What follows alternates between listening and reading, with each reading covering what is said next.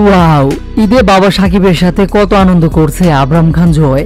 দাদাবাড়িতে গিয়ে জয়ের ঈদের আনন্দ ভাইরাল। প্রিয় ভিউয়ার্স, সম্পূর্ণ ভিডিও দেখে আপনার মতামতটি জানান।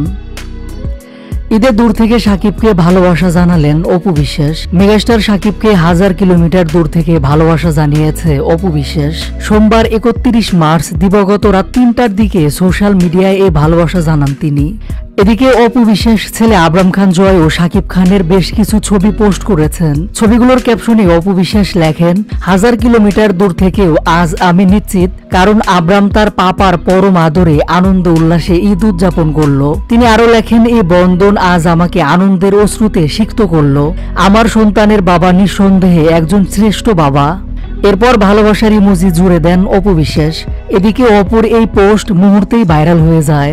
নেটিজেনদের অনেকে বলছেন, দীর্ঘ সময় পরও ছেলের জন্য সাকিব অপুর যে বন্ধন অটুট রয়েছে তা যেন আবারও প্রমাণ হলো এই পোস্টটির মাধ্যমে।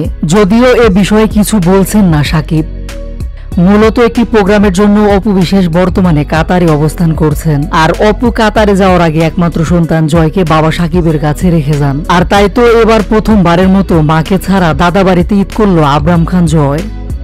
ঈদে দাদাবাড়িতে ছোট্ট জয়ের আনন্দ ছিল দেখার মতো। পুরোটা সময় ছেলেকে নিয়েছিলেন সাকিব খান।